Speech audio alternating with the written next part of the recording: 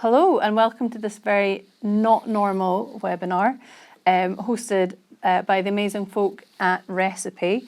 My name's Laura Swinton, I'm the editor-in-chief at Little Black Book, and I'm here to ask the question, why is normal so seductive and yet so dangerous? Joining me, we've got a fantastic array of panellists, starting off with Camilla Ellerton, Marketing Director at Auto Trader. Then we've got Christina Honigfort, UK Marketing Director at Grupo Bimbo, which you probably know from the iconic New York bakery company. We've got Dan Jacobs, Creative Founder at Recipe. Catherine Athel, Group Strategy Partner at What's Possible. And last but not least, we've got Dom Rowe, Planning Director here at Recipe as well. So thanks guys for joining us. Thank you. Great to be here. Yeah, so starting off, I thought it would be a good idea to define what we actually mean when we talk about normal and not normal. So yeah, let's start with Camilla. What does normal mean when it comes to marketing for you? I think probably when I think about normal advertising and normal marketing, it's about what sort of fits culture today, what fits the market, what fits the zeitgeist of what people are talking about. If we're today in a cost of living crisis, then you can see that the advertising is heading in that direction, being quite hard hitting with saving messages. And so that is what normal is today. But then as we progress through time, I think normal changes. And so it's kind of fixed based on the time. Yeah, I would agree. It's not a static thing, normal. So you've got time elements, which means what was normal 20 years ago is now definitely not normal in lots of cases now. And then you also have geographical elements to it. So what's normal in one country is not in another. And then there are also cultural elements. So what's normal for people in the south of England isn't normal for people in the north of England, that kind of thing. So it's not a static thing. I think for me, when I think about what's normal, I think about the word predictability. You know, you see a lot of advertising where you think, okay, that's absolutely predictable for that industry. You know, how is it differentiated? How's that brand differentiating from another? There are many industries who all kind of go down the same thought process. And that's what I kind of associate with absolutely normal. Yeah, it's a predictable ad. I get it. Yeah, but there's nothing. No deeper meaning, no spark, no wow, that's unexpected, and actually I'm really noticing what they're doing here. Yeah, I think same for me. I think you can categorise it in lots of different ways, don't you? I think it's nice to see what we start talking about is like normal in society, what that represents, what's normal for people, and that kind of concept of we move quite quickly into a new normal, and that was something we all talked about for ages. That what was normal before then becomes normal, and I think people and marketers generally, and probably people in advertising, are drawn to kind of trend watching in general. So when something is coming up on the horizon, everybody is watching it, and then they want to have a go at doing it, and then if somebody's successful with it, everybody kind of jumps on that trend, and then that quite quickly becomes I suppose a trend that everybody has jumped on, and that unique first mover advantage or somebody doing something differently originally suddenly becomes something that was a massive cliche. I mean, I think a great example was when we were looking in the lockdown and all those ads that were identical, entirely based on, in these times more than ever, or now more than ever. It was kind of reacting to the new normal society with a bunch of creative that became normal as well. And I think the brands that decided to take a slightly different track, so not just be sort of overly empathetic and overly sort of earnest with a kind of violin music track playing in the background. The brands that brought a bit of joy or celebrated something different were the ones that really kind of did well with it and didn't fall into that trap. So I think it's kind of a combination as well, isn't it? It's not just the new normal in society, but it's that new normal that draws people as trend watchers into that, and then draws everybody into doing it because they want to be first in market, but actually come second, third, fourth, 10,000th in market as well. You're talking about the COVID times. Obviously, people are so much more media literate now, so they can spot the cliches a lot quicker, perhaps, as well. The tricky thing about mass normality in that sense is that I just don't think that exists really anymore. I think there's been a real fragmentation of identity, globally as well as within countries. And I think there's a term glocalization, which is around that tension between what your identity means from a local perspective and what it means from all of the influences that you're getting globally. And so there's this real fragmentation now of what's normal for one group of people is completely different from another group of people, and we're all becoming more and more separate because we're able to curate our own content now, so we can then live within our own bubbles where you get that continuous feedback loop of your own opinions and your own thoughts and everything else. So you think you're perfectly normal. I think there's a phrase that's the false consensus, that you think what you think's completely normal, and then when you speak to other people, you realise that actually your opinion or your view might not be quite so normal after all. And actually, one of the reasons I think being more consumer focused in marketing is incredibly important is exactly that reason, is that you can't come at things with your own set of beliefs and values because it's not often how consumers think. And so really getting under the skin of your different target audiences, I think, is absolutely key to make sure that... We've also got a different generation, haven't we? To your point, you know, the world has completely changed. You know, the new generation coming up, they know exactly what they want and they're setting their scene. And actually, you know what? If what other brands or us lot do doesn't fit in, we're going to be rejected. Yeah, there's no two ways about it. You can't just hammer your way into people's lives and make them like you. If we don't stand for what they're looking for, the door's shut. Yeah. So we have to adapt and really understand them and get under the skin of it. Yeah. And thinking about this, the flip side, so I know the not normal is this is such a bad pun, part of recipes, secret ingredients. Apologies. But, you know, just sort of top line, what are examples of campaigns or brands that you think really exemplify that sort of not normal positioning or attitude? I think that there's probably a whole, I mean, I don't know whether we're going to get onto this, a whole like another piece about what it takes to create not normal work. And based on what you were saying about how your normal might feel completely not normal to someone else, I feel like as marketeers and as an agency, you are having to consider all sorts of different factors, the tone of the brand, your own personal normal, your own personal not normal, the consumer's normal and not normal, and where you might be breaking conventions within a category, and all these kind of different elements, I think, go into trying to come up with something that is going to stand out, is going to appear different, is going to either set a new trend of work that then is going to be copied and become normal. I think the tricky thing with that is also to do with media fragmentation too. So where before you might have some message that might get into the vernacular fairly quickly and fairly easily through those cultural moments where people are all watching things together. I mean, people obviously do still watch a lot of television, but it's more fragmented, and so you want to try and be homogenous in your messaging and try and get one message to everybody, but you also need to be slightly heterogeneous at the same time with that brand and that message, and so that you can tweak it depending on the different audiences that you're speaking to, depending on the targeting. Or it's the different media channels that you use. You know, Yes. I think media technology will play a huge role in how we evolve our thinking and how we make something, you know, more exciting, stand out, not the normal, you know, those wow factors. A lot of it will be driven by the strategic thinking that we do, but the other element of it is we're very heavily reliant on new media technologies to help us to create the not normal and that breakthrough of those norms.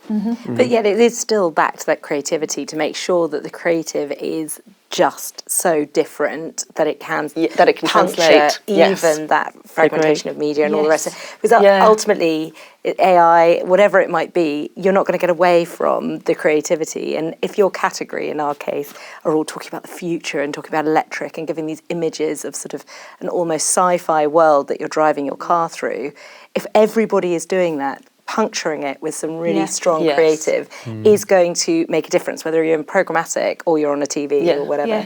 So I sort of feel like starting with the kernel of the not normal creative, Yes. and then think about not normal media What are planning. the category norms? Yeah. But I think there's something that's really interesting as well, which is the sort of best simplification I've seen of like human motivations is a yin and yang of two things. So to get along and to get ahead. So to belong to something, to be part of something, and then to stand out within that. And then they're kind of two psychological draws, I think, that are most powerful on people. Yes. So for that example, you know, like we said, if we want to appeal to like a new generation coming forward, you need to know enough about them that you can fit in with their values and their ideals. And then once you're set within that kind of world, it's really important that you stand out from them in what you're doing, which is, I think, that kind of dichotomy, that push and pull about what represents normal. And that's the lure of it being so important to fit in with the group by demonstrating their values, but the necessity when you're within that group to not just parrot other things or not come up with anything creative or different. And I suppose that's sort of the same with the media. You know, so much of it is you need to be where people are and belonging and be part of that, but then you want to try and use it a bit differently or come up with a new way of using a technology or whatever that might be. Yes, so it's a weird push and pull, isn't it? Yeah.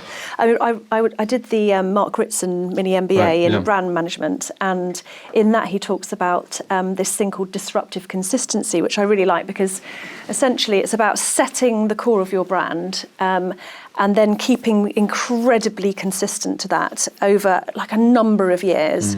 And then you can become quite playful around those brand attributes, because consumers will really get it when you start to be a bit playful with it. So for example, Specsavers, I think, do a great job of being really playful with their brand, because everybody understands the very core positioning of it. And similarly, I would say Marmite as well, when they first came out with their Love It or Hate It campaign, that was really brave. It was, you know, to admit that some people didn't like their brand was such a brave thing to do at the time.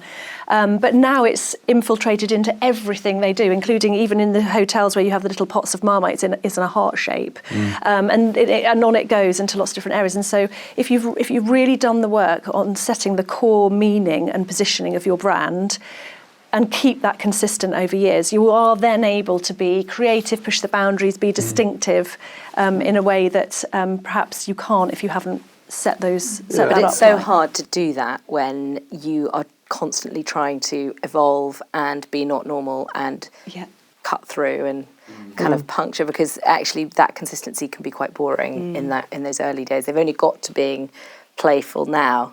Should have gone to Specsavers, was around for a very long time before they could get to the place where they can talk about.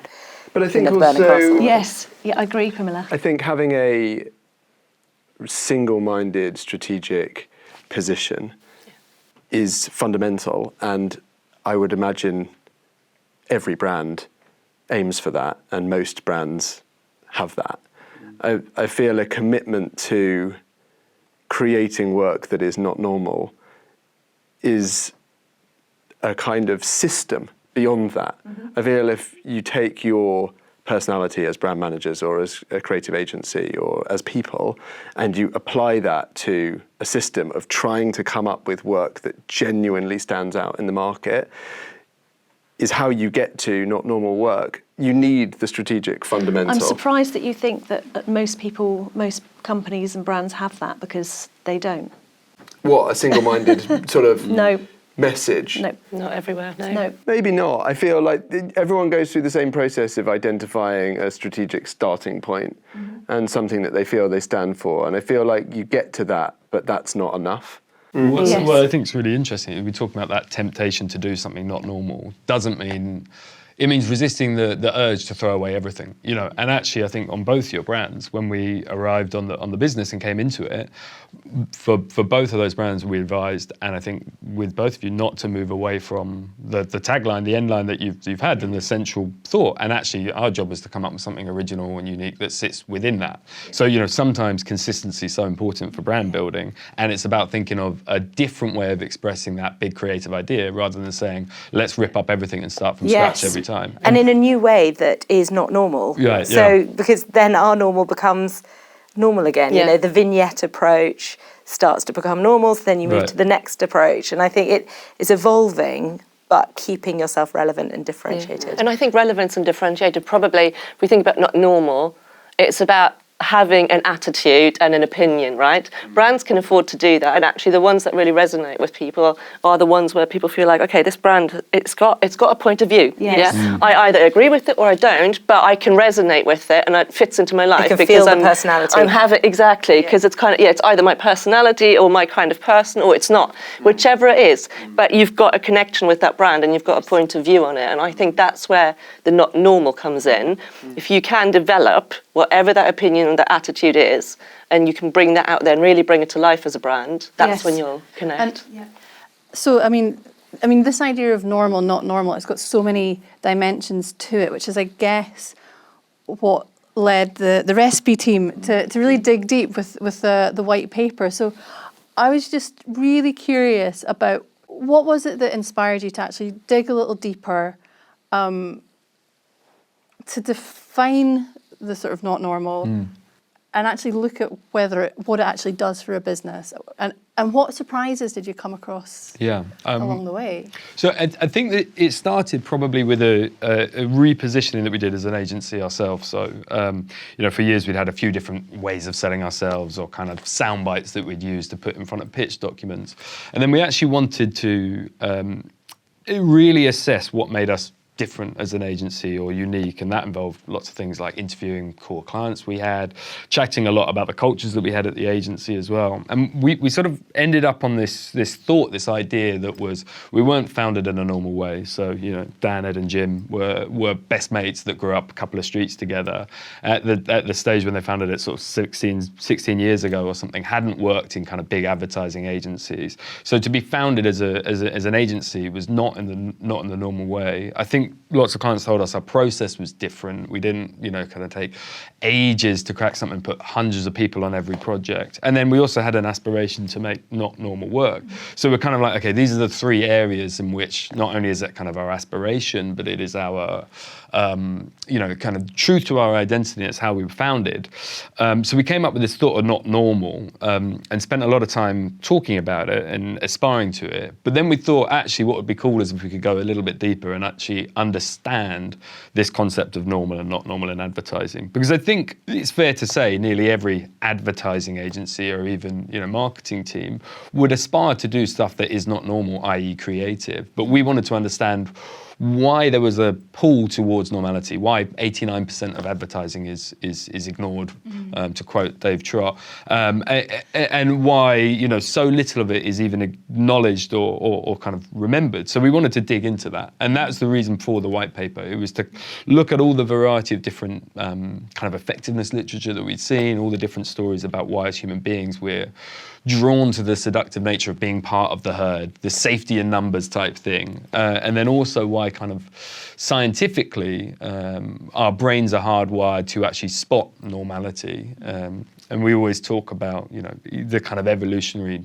psychology of it, that when you were growing up as cavemen or on the savannah or whatever it might have been, being part of a pack was safety against predators, but simultaneously you had to be able to spot the pair of ears in the long grass or the whispering tail of a saber-toothed tiger coming to get you. So that idea of being acutely aware of abnormalities or not normal, but also feeling safe within normal, felt like a really interesting tension, I think. So it isn't just kind of an issue related to advertising. It's an issue related to human beings themselves, and just exploring that felt like a really fun, interesting thing. So we weren't just saying, "Hey, we're not normal, come and believe us," but there's a reason why we're not normal, and there's a reason why we aspire to it. So it's a really fascinating project to dig into, and really interesting from a kind of sociological perspective as well as a work-based perspective. Yeah, and Dan, what's come out of it for you? I think in order to stay true to it, you need to put in place a system, because to Dom's point, I feel like it's easy to slip back into a comfortable place. We have to push ourselves constantly to remind ourselves that we're looking for something different, and you have to try and find techniques, or we're trying to find techniques to differentiate work in a sector or our approach even. But yeah, I mean, I feel like we came from this not normal place as a business, and it's deep rooted in the way that we go about things. But even then, you still have to remind yourself constantly that there can be another way, there should be another way to explore, I think. And I'd really love to sort of dive into that with the panelists. I'd just love to hear from you all about, you know, the challenges you face in your job when it comes to breaking out of the sort of normal way of doing things, what you find difficult or what you find rewarding about it. I mean, I can talk from a media agency perspective. We really struggle. Quite often we get told by clients, don't put anything on the plan that you can't prove works. Measurement has killed a lot of creativity so that you can just keep on optimising and measuring. I feel like there's just a big sense of measurement has taken the balls out of it. So there's that people aren't as courageous anymore. And the impact that's had has meant that we used to be able to do much more courageous things, like the kind of work that we do with Auto Trader, for example, across a lot more clients. But now we can't, because we can't prove that it works before we sign it off.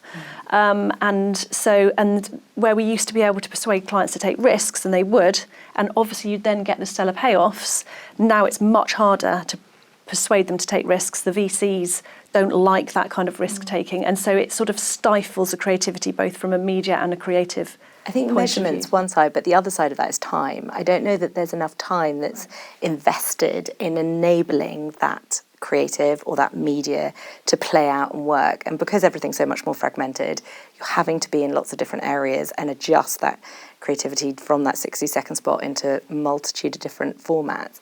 You haven't got the time to let that play out or to live or die and then adjust and readjust. It sort of has to deliver the results. I kind of always recall previously when sort of in another world selling trainers, you know, it's a category that is quite creative and can be quite creative, got quite a lot of standout with lots of great athletes. But at the end of the day, you still got to shift units of trainers per month, per quarter. And if you're not shifting the units, it doesn't really matter what your ad looks like. You've just got to change it. And that doesn't feel like it's giving the brand enough time to breathe or the media enough time to actually work. So I think half the time is just holding steady, keeping the course, even if there is a bump in the road, whether it be from media or creative. I think it also depends on a little bit of the culture of the company, because some organisations are a little bit more risk-taking and see value in that. Others are very much about pure measurements, pure ROI that has to pay back pretty much immediately. And I've worked for both sides, right? I can see the beauty. I guess from my point of view now, I think I'm really happy because actually I'm very lucky to work in a company that is willing, you know, as long as kind of 80% of the plan's proven, you know what, let's push the boundaries on that part. Yeah. And that's very much the culture of the people and the kind of company environment that you build. And if you're lucky to have that, then that's great. But I've also been on the other end where, to your point, you almost pull back from almost everything because you haven't got proof for absolutely every single thing. So we've done exactly the same in my previous life, just ended up pulling back, which I think is you really get short-term risky. results. Yeah, it's really, but long-term, you're not actually investing in that brand. No, you're not brand building. It goes back to the same debate, you know, when we first had, you know, with our cost of living crisis, there's nth degrees of debates, right? Do you have a knee-jerk reaction and just pull back from all spend because actually you just need to drive profitable sales? Or actually, do you think much longer term and actually, you know, the brands that, there's wonderful case studies, the brands that invest in tough times, they're the ones that are going to come out stronger once we're through whatever we're through or whatever's going to happen in the future, who knows. But there are really powerful reasons why we should always invest in brands and don't knee-jerkly pull back to any kind of external scenario that we face. It's a funny different perspective on the not normal, because it's not just talking about not normal advertising, it's talking about a not normal business strategy. So actually, like you said, the few and far between brands that invested in the, 2009 recession, proven case studies that they excelled. And that's like a not normal strategy that's got nothing to do with advertising necessarily. It's a business strategy. It's saying if everybody's doing this, then actually we should be doing that. And it's been sort of paid to be massively successful for those brands. Yeah, no, I agree. But it's business strategy where the brand's at the heart of it, right? Yeah. And those companies where brands are at the heart of it, they're the ones that are more likely to say, okay, let's keep going, let's invest. Yeah. It's just a perspective, right? It's a human perspective on where we want to be. I suppose it still comes back to the propensity of risk. and how comfortable you feel. I think if you have a strong brand position, then you feel like it's less risky to push the boat out and do something particularly stand out from a sort of creative advertising perspective. But we feel the same, I think, at the agency. You do, whenever you're pitching business or you're doing a client presentation, so often there'll be a conversation about how many routes are we going to present. And I think you often feel like you have one absolute banger, and then but maybe that one banger is not enough because it might not be quite right tonally, or it might not, and you try and put all these checks in place, from tone to sector to whether you're doing things differently, but it still comes down to how comfortable you feel and your propensity to risk. And I feel like that runs through it all, not just from a creative agency perspective, what you pitch, but from a business perspective, what you buy, from where you are in your stage of growth, and blah, blah, blah, and the media that you select. And the problem with it is then you might get the results like this, and they'll kind of move along like that, but you'll never get those. So in terms of, I don't know, maybe customer acquisition costs and things like that, you're never going to be able to get the return that you could have got if you had taken a few of those risks. You've got to have a principle of failing fast, because you've got to enable that failure in the business. I think having an organisation that's prepared to support risky decisions are the ones that kind of pay off and talk. Fortunately, at Auto Trader Tech business, there is that mentality of just do it, just get on and give it a go, fail fast and adjust, pivot. I think to Dan, your point just there as well, it's very easy for people to go in with a slight safety blanket or a seatbelt that takes some of the risk out of stuff, So I think even the case for agencies where pitching is an inherent risk because you're often doing it for free, that you might be wanting to put in a safer route, let's say, that is more likely to be inoffensive or not raise the hackles or anything like that, because it's viable. We say it's viable. How often does that route get signed off ahead of the risky route? I would say probably 90% of the time you put a safe route in and people are drawn to it, because I think that's the inherent draw to familiarity. What you've seen before, where you've been before, what has been proven to be successful. To your point, that idea that now everything is nearly everything is trackable and measurable. There's an old quote from I think a business owner might be in the 1920s or something early on. Someone will have to correct me on the screen at some point. But that 50% of my advertising works, 50% of it doesn't. I just don't know which 50%. And within that framework, there was an ability to experiment, to try new things, to get some stuff wrong because you don't know necessarily what's working. Yeah, I mean, I'm showing my age now, but I used to work in a time where we couldn't measure everything, and so you would make an educated guess. And we did things like, for example, we did a load of consumer work about germaloids, which was one of my clients at the time, very glamorous. And the insight was that it affects a lot of men who like watching sport. So what's the sport where you sit around watching for the longest? Cricket. So we sold into Bayer to sponsor the cricket, which was a really hard sell. They really weren't going to buy it, but eventually they took the risk. It was a really big risk on their part as well. 200% uplift in sales. I mean, it was so successful. And it's things like that now that I find it's much trickier to sell in because they want case studies. But the great thing is they're tracking sales and they're tracking the bottom line. They're not tracking some arbitrary number that tells them whether they had a brand uplift, which of course is very important when you are looking at specific brand elements, but ultimately the business, and I think this is where not normal and business objectives have to somehow meet, because you can't just go around making deeply creative and awe-inspiring cinematographic, because you might not be buying 60-second spots. It might be only seen in 10-second online video, or and it's got to ultimately, you've got to go back to the board and say, this delivered against our bottom line. So arguably the measurement, when you're just looking at clicks and impressions, it doesn't tell you what's happening to your bottom line. That comes onto a very good point, I think, around attention. So I think Lumen's research showed recently that only 9% of digital ads are watched for longer than a second, which is crazy. But your point around creativity versus attention is really important. You've got to get that attention, and perhaps sometimes at the risk of potentially making something less absorbing, you've got to get that consumer attention, because you're right, it's a sales business. I don't know if you've read the book Can't Sell, Won't Sell. Steve Harris, a brilliant book, but talks a little bit about this element of getting into the storytelling to the point that you're not then able to sell product, which is a challenge, I think, for creative agencies. And I think it's a natural tension, as has been the tension that's been there ever since. But if you can find in creative work, if you can find in your media strategy an approach that also helps to demonstrate business sense, that's where not normal can be very palatable and actually not as risky. So one thing that I think perhaps has changed across the industry, across the way we work, there's such an emphasis on collaboration, on not being difficult and not rocking the boat. And I'm not saying we go back to the days where people threw things across the boardroom. But, is that a normality that's getting a bit dangerous? I know a couple of really successful campaigns where the marketing director said, I'm going to sign this off and I'm probably going to lose my job. They didn't, it did very well. But do we need to make a bit of space for people to be a bit more stubborn, a bit more difficult when it's the right decision?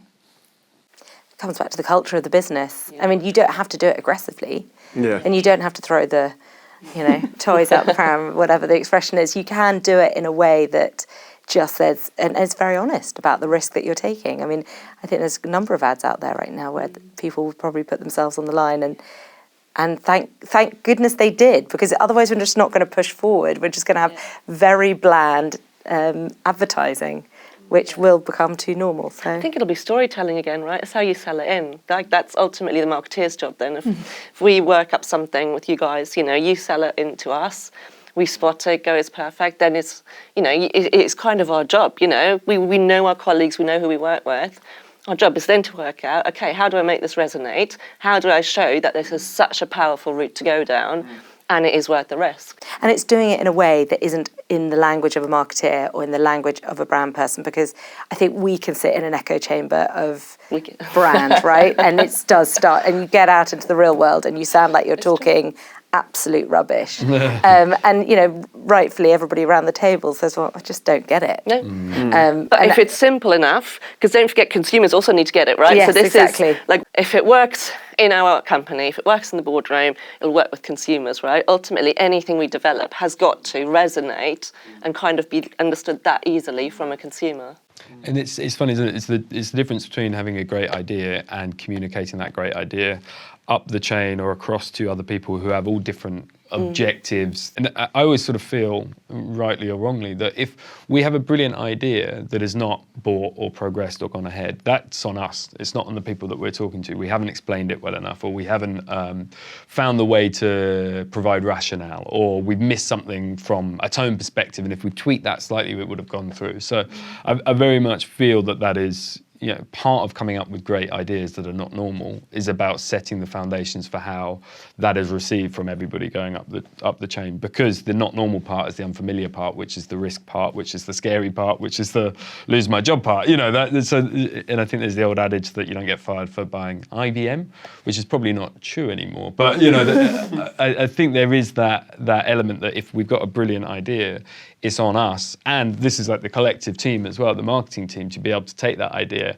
and find a way to sell it into people who aren't consumers as your first port of call, so that it's allowed to go into the consumers afterwards, because, We often find that there's a way of sort of pushing the client over a period of time, so you start to introduce some slightly more adventurous, risky things onto the plan, which make them go, whoa, we're never going to do that first time. But then you introduce it again the next time, or something slightly different, and you start to get a feel for their desire to want to do those things. And then I think for the benefit of the whole team, pushing on the boundaries all the time, and I'm sure you guys have this as well at Recipe, pushing on the boundaries, it impacts the regular day-to-day work as well. It pushes all of that forwards, because you're slowly getting more comfortable with pushing those more riskier areas, and eventually then clients get more comfortable, they start to sign things off, and the whole thing moves forward. But it's just a bit more of a slow way of approaching it. And I don't think collaboration, we're all for collaboration. I think we started the business based on the fact that we were friends and we wanted to make friends, and collaboration is a huge part of Recipe. Because I think at the end of the day, we still have the philosophy that we're coming to work every day. We're spending all our time here. We want it to be fun. We want it to be brilliant, and we want to spend our time with great people. And I really feel like that's a core tenet of the business. So I don't think collaboration is the same as flipping a desk or throwing stuff across the office, because I feel like if you can sell in an idea, if you can justify the risk that is going to be taken, then the hardest bit is staying true to it, I think, so often through the process. And we have it on almost every project. We had it on Auto Trader with the Matchmaker song, which was, it really sort of split opinion, but we had an idea and we had a reason why we wanted the idea to work as it was going to work, and we had justification for why we needed to do something that would specifically stand out in the sector, even though it felt like it was against one of the original principles. And I think sticking true to that, those are the moments where you go mad, or you need to stand your ground, or you might have courage in your conviction, have courage in the decision you've made. So I think it is so easy in consensus and collaboration to sort of lose your nerve. But if you believe that it's going to deliver the result, and it's in your case, connects with the brief, connects with the output, the purpose, then courage in your conviction. It comes back also to making sure that you've got diverse people working on those teams, and that's a big thing of mine, which is, if we want to create genuinely create not normal work and strategies and creative work, we need to have much more diverse opinion and people on projects. And I think one of the issues we have in the industry is that we are all in quite a similar echo chamber, and we think there's a certain normal around us which actually isn't true. And so we need to be much more proactive in driving that diversity so that we can create that genuine, not normal thinking throughout the business. Within the white paper, we have a section on that, which is exactly that, kind of the homogenous nature of advertising at a top level makes it very difficult to not have not normal opinions. Everybody goes to a norm. I think it's 70% of people whose parents are either A's or B's, something like that, that work in, from a socio-demographic perspective, that work in advertising at the moment. And there's a massive, massively disproportionate skew to what we think is normal versus what other people think is normal. And I think you see that with this variety of different opinions that were tested by lots of different agencies, lots of different thinking, but it consistently shows that people in advertising have a warped view versus people outside of advertising. And with that kind of London bubble that everybody talks about is very real and very dangerous, I think, with advertising. There's a fantastic book called Rebel Ideas by Matthew Syed. I don't know if you've read that, but he talks about recombinant innovation and making sure you've got diverse opinions in order to be able to drive innovation. And he talks about some really big misses that have happened. One example was with the Twin Towers and Osama bin Laden. Because of the kinds of people who were all sitting at the top of the security panel, they were all the same. And so they didn't spot the warning signs. They thought that the images coming through of him sitting in a little cave were all, oh, well, obviously, therefore, he can't be a threat. But they hadn't realised, because they had no connection to the Muslim community, the kinds of connotations, religious connotations that all had. And so because they were all in this little bubble, none of them spotted the dangers that were ahead of them. And there's a number of examples in the book that he talks about, but I found that absolutely fascinating and definitely worth a read. And I guess one of the issues as well is we can recruit people from different backgrounds, but the magnetic draw of the workwear and the sort of perspex glasses, we all get drawn in. I'm from Scotland originally. We all get drawn into this bubble. So how do we, once we've recruited people from different backgrounds, how do we keep it fresh? And how do we make sure we continually burst in that bubble? For me, it's consumer connection. Like if you just, every brief I work on now, I get the teams to go out and spend time with consumers. So for example, we recently did a big brand positioning project for Robert Dias, and we went and did accompanied shops. We stood outside shops and asked people if we could go and shop with them. And it was just vitally important to get that insight from them. And we do that on every piece of work now. And that's mainly what drives the strategy, is that insight that we get from that work. I couldn't agree more. Let's listen. Let's constantly connect. Yes. Was your question also about inside the workplace? Yeah, inside the company. Because I think that's really giving a voice to everybody that comes in from every different type of background, diverse, like neurodiverse, making sure that they've all got the opportunity to contribute to the decision making and feedback. And every piece of work that we make goes through all of our guilds for review and a perspective, and it enables us to have a different point of view across every script or music or what have you, and it just enables us to stay true to our Auto Trader values and make sure that we're taking that feedback. But it's all very well to recruit these people and have them joining on a graduate program or an apprentice program and like ticking all the relevant boxes, but unless they've actually got a meaningful position of voice, then it doesn't actually have an impact on anything you do. It's that diversity without inclusion, right? So, I mean, it's fine to have a lot of diversity, but unless those diverse voices are actually included in the decision-making process, have their voices pulled forward to the forefront, are listened to and acted on, then it's just useless as well. So we now have a system where we have the more junior members of the team. We also have an apprenticeship scheme, which has worked out brilliantly, and we have them shadow us on pitches and things, so they'll work alongside us, not necessarily end up in the final meeting in front of the client, but in the process all along, and then their voices are more heard along the way. Yes. how would you feel, and that's an interesting thought, how would you feel if there were very junior people in the pitch meetings, or, you know, if somebody was shadowed or you actually brought them in, you would like that? Yeah, because you need to know exactly who you'll be working with, right? I think that's probably, from my experience, has always been a flaw, and I don't think anyone in this room does it, but you know, during a pitch process, you get to know the people that are pitching, whereas what you really want to do is work out, can I work with these people? You know, do I like them? Can I bounce off them? That is going to be my team. Yes. So it's actually a massive flaw if you don't have the people working on But the even if account, they're you know. not going to work in your team, if Recipe had an apprentice program and you had your apprentices join any client meetings, I think, you know, if we are talking about trying to develop talent and trying to develop a more diverse industry, then they've got to be in those conversations and witnessing how the pitch process goes or the client, you know, discussion, tissue sessions go. Otherwise, you're just not going to learn or evolve. Like you said, diversity without the inclusion. Yeah, Yeah. that's exactly it. Yeah. And I think the industry's gotten a lot better at, you know, I think it was pretty abysmal before from where it opened the pool of people from, and I think it's getting a lot better. I mean, we work with Creative Access and I think Brixton Finishing School as well, and a few different companies, and I think that there's been a shift, albeit too little too late probably, in the industry to start opening up where people are being hired from, and I think, like we said, like we're all probably agreeing on that, if you just bring those people in and make them do an internship where they're, I don't know, making teas and coffees or acting like a runner in a production company, it's useless. You need to thread that feedback and interpretation and insight and into everything that you're doing. Yeah.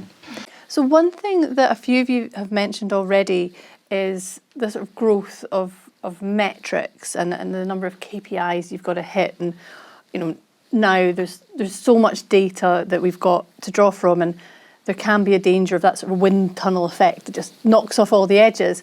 But on the flip side, with all the sort of real-time insights that you can see, is there a way to leverage that to get to not normal, do you think?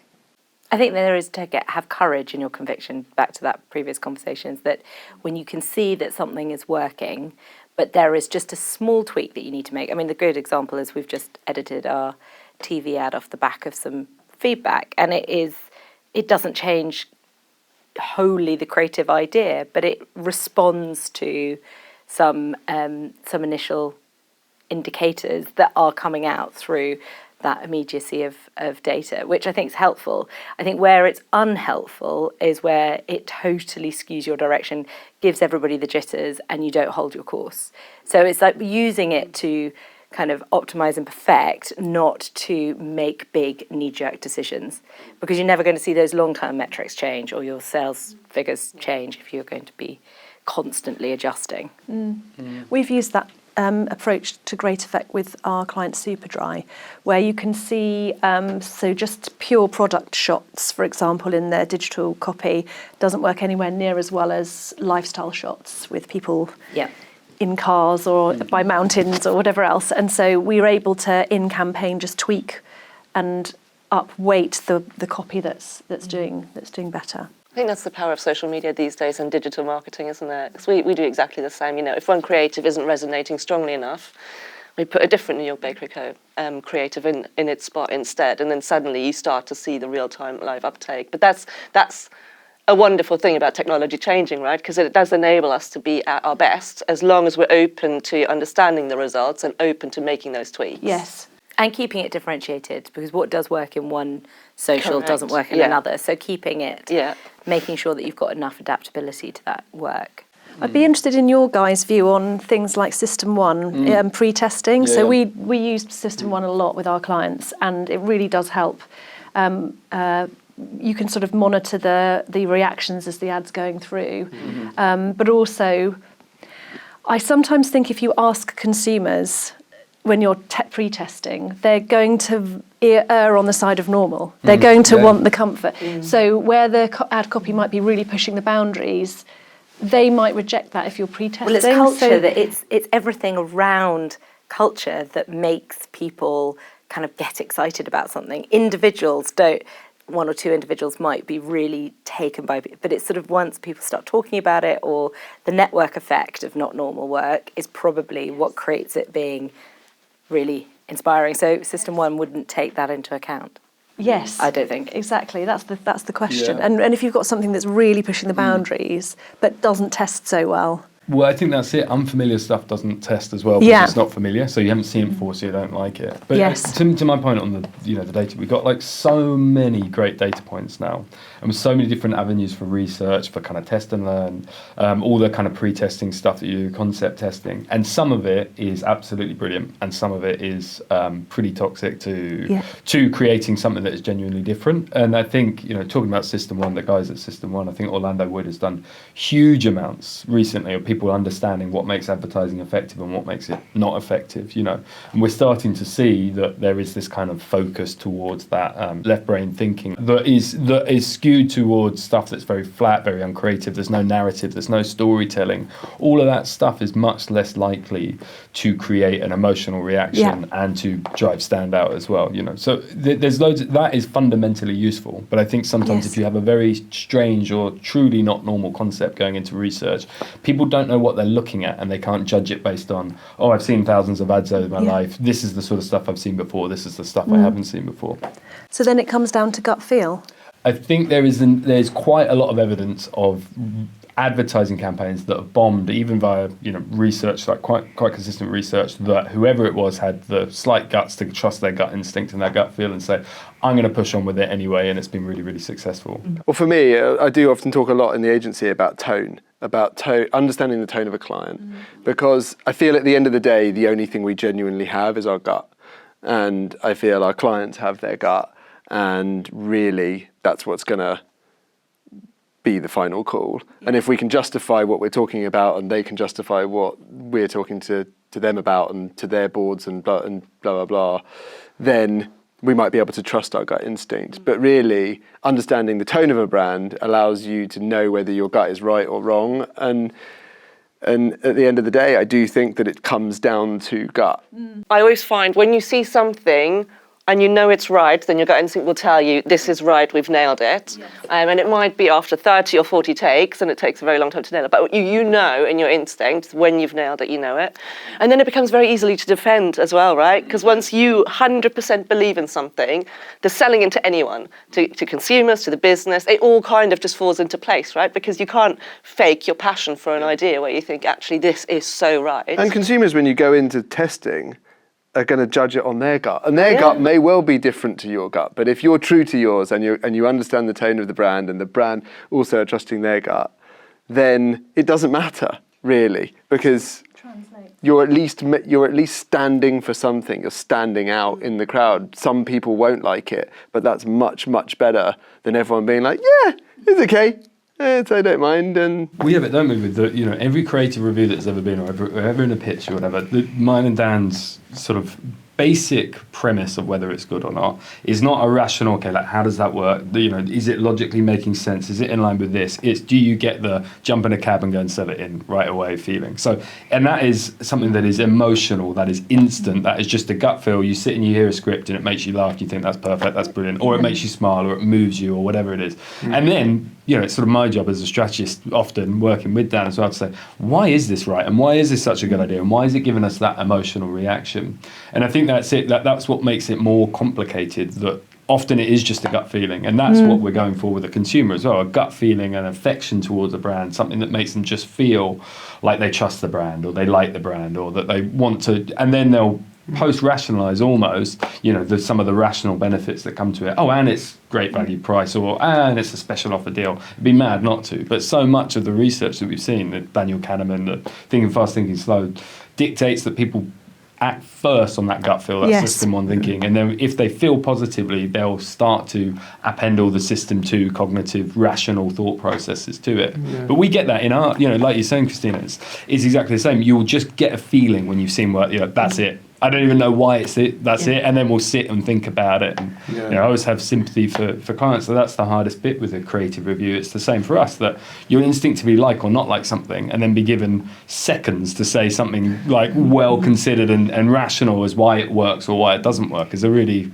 hard thing. We've talked before about putting ads up on the wall, presenting them to the clients, and then letting the clients just have a bit of time to think, and so it doesn't have to be that instant, like, give us a really pithy explanation of what you like and don't like. Being asked immediately, what do you think, gets the gut instinct. Because if you think too long about it, it's already not right. So maybe it's the question should be what do you feel rather than what do you think. How does it make you feel? And then go, right, well, we can work out together. Is that feeling what you're trying to inspire in your consumer? Yeah. And I mean, talking about strong emotions, I mean, sometimes it feels, looking at the sort of, advertising and marketing landscape, there is a certain sort of orthodoxy. It's a really polarised world out there, what lands with one audience turns another one off. Is it ever worth going not normal in terms of embracing controversy? And have you seen it work? For what reason? Maybe to connect with an audience beyond the advertising bubble. I mean, lots of brands embrace that completely, but again, it has to come from the brand. It has to be the right tone for the brand, and it has to be their personality. I don't think you can be... And for a reason, not just to be obnoxious. Yeah. Absolutely. Yeah. And they, you have a means to an end, but I don't think you can just take any... Because their gut instinct won't tell them that it's the right work. They won't have the propensity to take the risk to do the work that I think like us as an agency think is right. So I feel like, back to the gut thing, you can build, and the testing, you can build. I don't think you can build a campaign out of testing, because if you don't have that gut feel, if you don't understand the tone, it will never be differentiating enough. It will never carry the love that it needs. And the problem then is getting it through the other side, like we were sort of saying before, sticking true to that initial gut instinct, getting it all the way out the other side, and then using all the different sort of mechanics that we've got available to us to tweak it, make it better, optimize it, blah, blah, blah. I feel like that is really essential, but the first bit you just can't replicate. We'll often have a dual approach. So there's the positioning target, and then there's the Marcoms target. And often with brands like, for example, Superdry or Flannels, their positioning target is often very specific in comparison to the kinds of people who are buying those products, which can be much broader.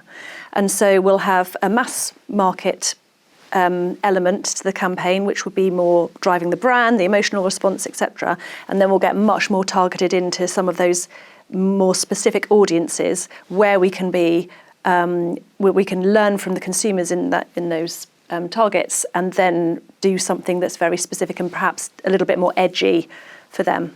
I think the using controversy as a tactic, that it can be really risky because you haven't bought into it across the whole business. So I think the brands that are the most controversial are controversial because it's a top-down controversy. So, looking at brands, people would always laud Paddy Power as being pretty obnoxious, doing pretty outrageous stuff. That is because Paddy, of Paddy Power's fame, that is his sense of humour. That is his culture that he's created, and then they've facilitated things like a chief mischief officer and things like that. We were talking You've recently. got to stand behind it as a You have got business, and you've got to be able to play it all the way through, Yeah. because it's not okay to just do it in your advertising but not feel it as part of the rest of your brand. I think if you're a marketing team coming to a client that's or a business or a brand that's been particularly reserved or risk adverse over time or whatever it might be, there's no way the marketing team, and us included, can go in and sell that into a business in a way that's believable, or in a way that when you start getting some negative press,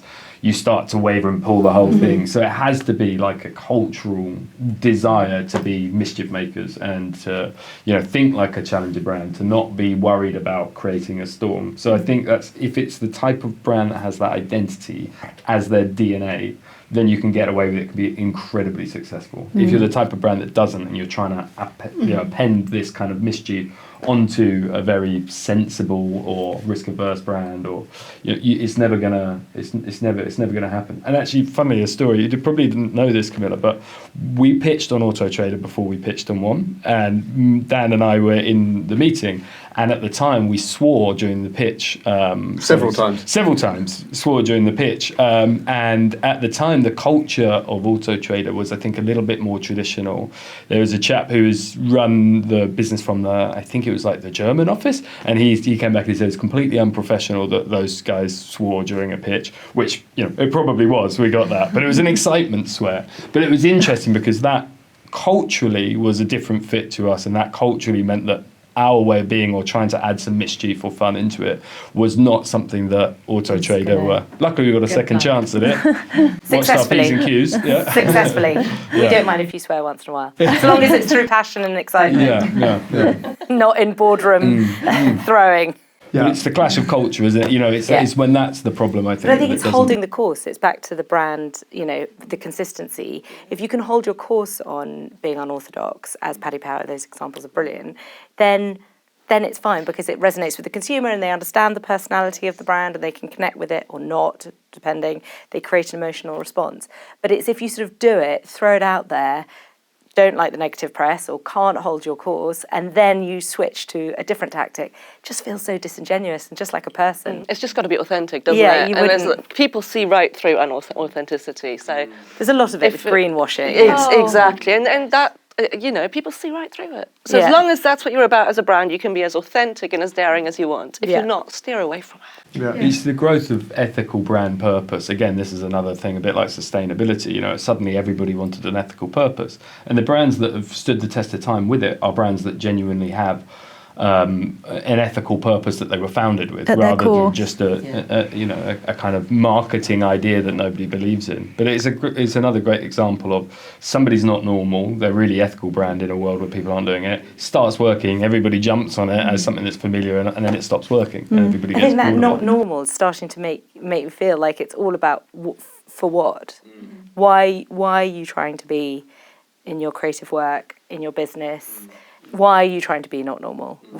To what end? And if it's just because you want to zig whilst the others zag, then fine. But if it's not going to be true to your business, if you haven't got a business problem that needs shifting because the category, for example, is all very kind of one direction, then I slightly question, like, not normal work shouldn't just be done just for the sake of it.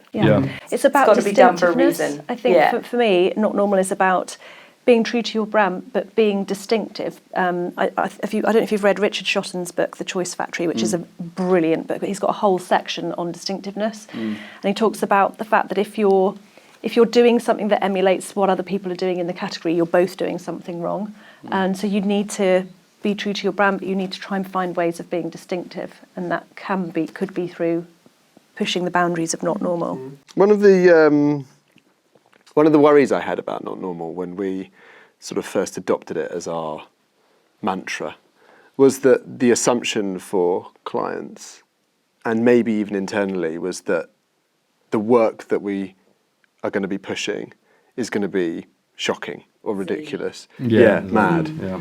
And like we've sort of chatted about here, I feel like it couldn't be any further away from that, because there are all sorts of different ways to achieve standout in the category, but first, I think the objective first and foremost is to stand out. And so to find a way within the tone of the brand, to within the people that are there, the ethos of the company, and the sector in which they're in, the advertising in which they're surrounding themselves with, to stand out. Yeah, you're absolutely right, because if you noticed. don't stand out and get noticed, the rest of it you might as well not bother with. Yeah, exactly. The challenge that I have with it, I think, is finding the percentage, because some of it has to be familiar. So for it to be recognised as a communication from a brand, let's say, just completely over it. And then some of it has to be different and stand out. And it's almost that percentage of how much it is familiar. Let's say, for example, there's a 30-second thing that's happening between two TV programme halves. That is a regular format of an ad. Anything could be in that. But you know what I mean? It's like there's an element of familiarity versus unfamiliar that will be the kind of magic thing. There is a band called Green Day, and the singer within that band said that they're massively, One of the most famous bands of all time. I don't know if anyone's heard of it. I came to see them actually. I didn't know who I was. I didn't want to make any assumptions on who had heard them or who had not. But he talked famously about songwriting and said that the key to writing a brilliant song that sticks with people is 80% familiarity, 20% unfamiliar. So 80% you feel like, I know where that song is going. It's going to, and then 20%, that was a strange thing. And I think That's a nice formula. Yeah. Yeah, but I don't know if it's more than that in advertising. I guess songs are similar. There's lots of formulaic writing, lots of similar chord changes, all that kind of thing. But for me, I think it would be interesting to work out how much of what you're doing has to be familiar so that people recognise it as a car ad, or and how much of it can be completely different, and that would a 99% different ad fall at the wayside, or would 70%, what would be the magic formula for it? It's probably different for each client and each brand, and that would be an interesting thought experiment, I think, at least.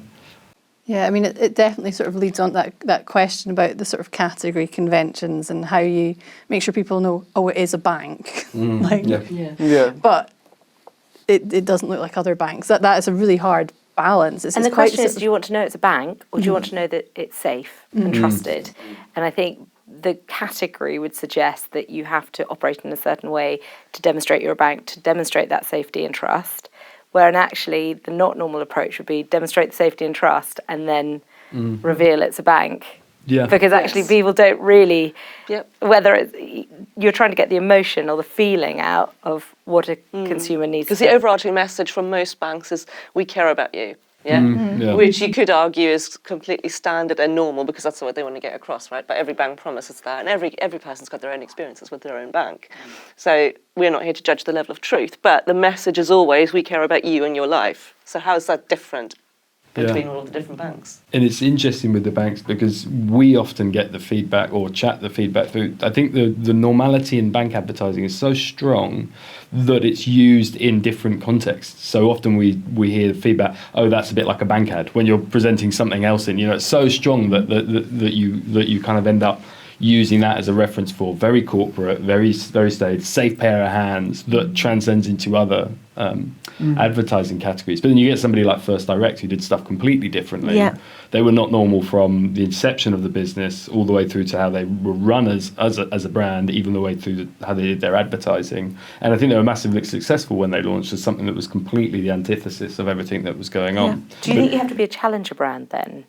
As a market leader, do you think you could have taken the same position to be as non-conventional and have had the same impact? Or do you think, in that case, First Direct or Monzo, Sterling, these guys?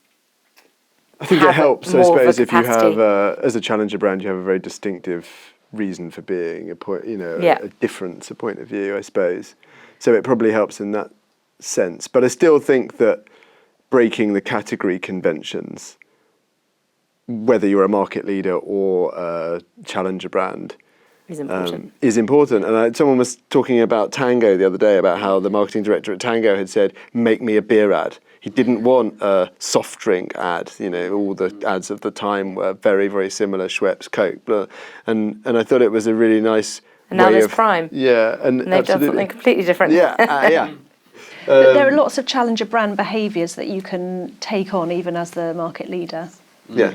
I would say and this is a bit of a personal thing, but my favourite brands are brands that are market leaders but still act like challenger brands. Yeah. I think that's an amazing ability to have, to not rest on your laurels, to keep pushing, to not just... And I think actually brands that are market leaders who refuse to act like challenger brands will soon be surpassed. Mm-hmm. I think you get lazy, and we were talking about it earlier, weren't we, that you get lazy and you rest on your laurels and you don't keep pushing and keep striving to do things differently and improve and flip it up and twist the game, that you will get at some point overtaken by somebody else. You get I think it's small erosion very gently around, and then suddenly there's a landslide. Yeah, I think It's too late. And actually acting like a challenger brand mentality with big brand boots is probably... It's the right way to go, isn't it?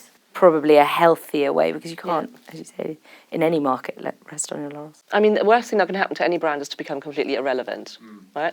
Yeah, whether you're loved or you're not liked, it really doesn't matter as long as you're talked about and you're front of mind. Irrelevance, I think, is the most dangerous place where brands can be. I wanted to touch a little bit about media, and you've already spoken about things like partnerships. Where does media and just the sort of context sit within this discussion of not normal and turning up in unexpected places? So I'm glad you asked that question, because I run the strategy team and that's kind of where it sits as far as I'm concerned. A lot of clients make the mistake of jumping straight to tactics. So they might create a nice TV ad with the creative agency and say, right, guys, you go and run that, and then we'll do some digital and everything else around it. The bit they miss is working on the strategy.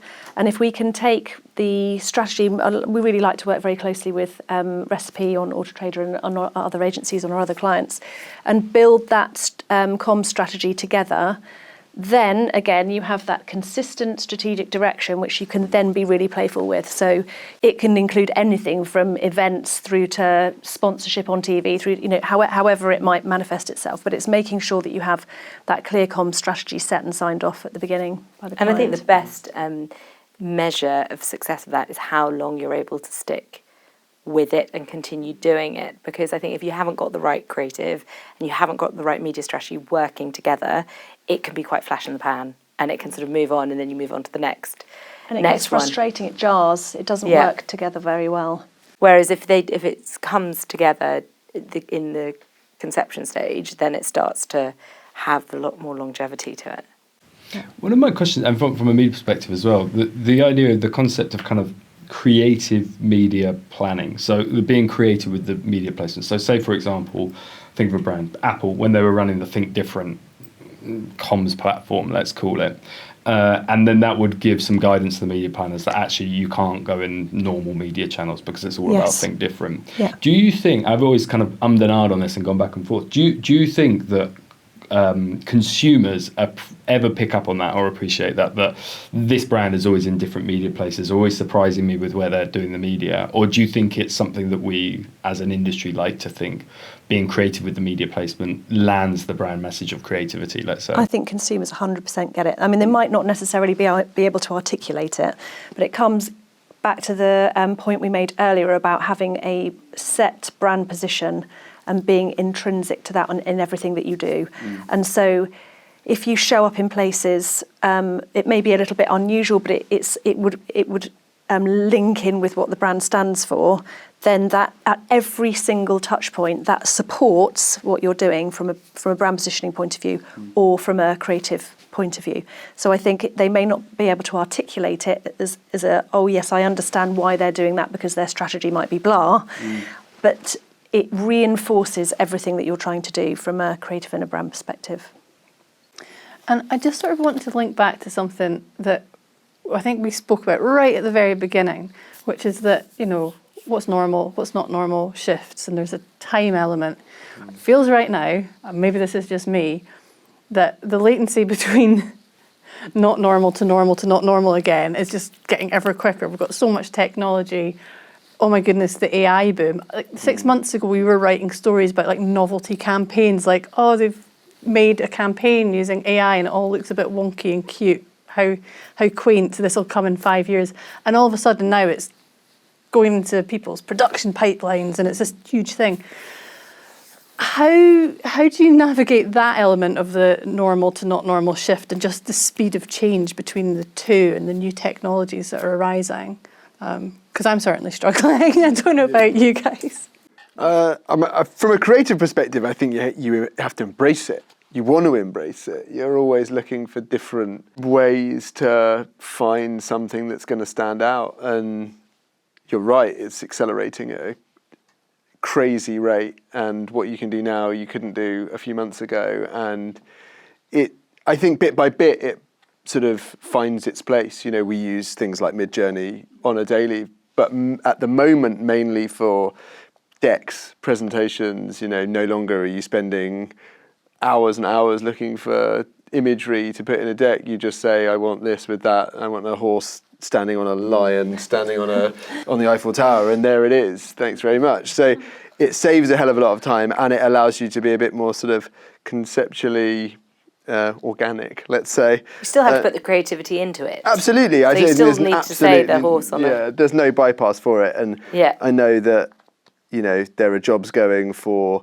prompt, sort of AI prompters being paid an absolute fortune. And there is no doubt that the better you prompt, the better the output, 100%. But I feel like it's all for embracing. And there is no substitute for human thought, human gut instinct, the sort of nuanced understanding of characters, the people that you work with, the brands that you work with. There's no substitute for that, but there is a hell of a lot of tools available to fast track the process, to allow you to think differently, do it differently, approach everything, the output, the media, the placement, everything differently, sure. I think for marketeers, our job, we have to be forward thinking, right? So if you don't embrace it, you're going to get left behind. I'm a big advocate of embracing as well. And I'm an advocate of where there's new technologies available, so the example that we've obviously just done, but where there's new technologies available, you know, you can always have 20% of your plan or 10% of your plan and just say, I'm going to try something, I'm going to push the boundaries to something we've never done. Yes, it's an unknown, but it could also be absolutely amazing. It could teach us a lot of lessons. It could break some of the category norms, and even though it's not 100% proven, let's just see what happens. And I think that's a healthy place if you have that sort of proportion of your budget to put forward to it, to test technologies, because I would not call myself technologically savvy, but I do trust the fact that it can open up a great new world for brands and how consumers experience media. I completely agree with both things talked about there, and I think technology can give you what we call like a competitive advantage. You know, if you can get to it quickly, you can get that first or second or third mover advantage. It feels different because it does feel not normal. I think what I'm increasingly interested in is sustainable competitive advantage. So not just giving somebody something that gives him a quick advantage, and that's great tactically, but actually thinking about the things that are sustainable competitive advantages for your brand. So the things that can't be replicated by everybody copying, because I think you need a bit of both. Absolutely don't want to get left behind and be slow to act. And you can have a great tactical advantage by being the first to use an AI campaign, or let's say ask ChatGPT what it thinks, what's the best bagel brand, let's say. And of course it's going to come back with the answers that we want to hear. And then you use that as a campaign. I saw recently somebody do something similar, but it's tactical, you know, it's not strategic. I think to steal from Orange, you know, the future's bright, the future's blinding, I think sometimes, because it is so bright that you lose sight of some of the fundamental differences that are unique to your brand, that somebody can't go, oh, I saw that, I can do that as well. So really pushing to be unique and competitive on a sustainable point of view, whether that be the brand personality, whether that be, you know, an advertising idea that can be used with technology but isn't only tied to a new technology that's kind of fundamental to a kind of distinctiveness within your brand, I think is much more important. So I see the balance of both. You know, I think you need to really have that powerful future-looking thing to see opportunities that arise, but not at the expense of what makes your brand genuinely different and unique and in a sustainable way. Good. Well, I think sort of staring into the headlights of the future and the future of not normal is quite a good place to finish up my questions. I think we might have a couple of questions that have been sent in, but yeah, I think that's a good place to wrap up this part of the discussion. So thank you all very much. So we've had a couple of questions sent in from the audience. So that's great to see that engagement. Everybody's been following along. The first question is from Glenda Govea, Head of Partnerships at YMU, who asks, in large matrix organisations, it's tricky to land a truly creative idea when there are numerous stakeholders involved with different opinions. How can creative agencies assist with this challenge? I think we've touched on this a bit, but have you got any practical tips about how creative agencies can help their clients really get back to the brief, get back to the strategic core? Yeah, exactly. And then make sure everyone's aligned on that first. Yeah, and then I think there are tools to use throughout the process. You know, Dom and Johnny often pull out the sort of left brain, right brain matrix that allows you to go, look, these are the things that really resonate. These are the things that time and time and time again have meant the work has cut through and been successful and been standout. So if you can find what feels right for that 80-20 split, I suppose, if we're going down that theory as well, then I feel like it helps you sell it all the way through the business. Yeah, and I think on top of that, it's kind of strange because always discussing these things as counterpoints, right? There's push and pull. We talked earlier on about having a diverse range of opinions, and that also leads to everybody having an opinion on stuff, which by its very nature, somebody chips away at this bit, or I'm not sure about that bit, and actually we need to tail the end of this bit, or for my particular part of the business, we can't say that. So there is a risk. The more people you bring it to, the more you kind of shave off some of the interesting bits around the edges and kind of get to a lowest common denominator that nobody is happy with, a compromise where nobody wins, essentially. But I think if you're trying to create a culture of build and yes and rather than no but, that kind of thing is massively important. And my old creative director used to say it's far more difficult to knit a jumper than it is to pull one apart. And I think if you have that nature of, okay, what's the overall aim? What are we trying to do here and how can we be constructive with it? As opposed to there's a thread hanging out of the jumper there. Let's pull at it until it unravels the whole thing. So, and understanding the why. Why do you have that opinion? And is that opinion a personal opinion or is it an opinion based off what we're trying to achieve with the brief? And the biggest challenge is when you go and present creative work to people who haven't been part of the process, who don't know why you're doing that piece of work and then what that's laddering up to in the broader scheme. And so doing all the fundamentals before you even get through the door with the creative, I think is really important because a lot of people, we've all got opinions, we all like or dislike something, but that doesn't really matter. It's does it fit back to the purpose?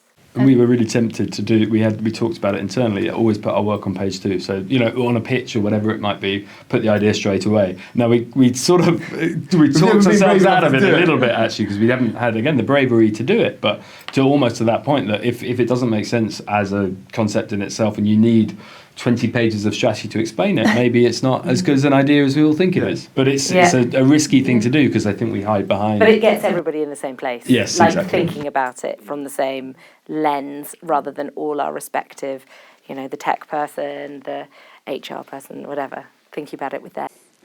Oh, brilliant. Well, I think that's all the questions that we've got time to answer. If you've sent a question in or you've still got another question inspired by that, do still submit them and we'll get back to you. But thank you so much and I hope you've enjoyed our session. Cheers.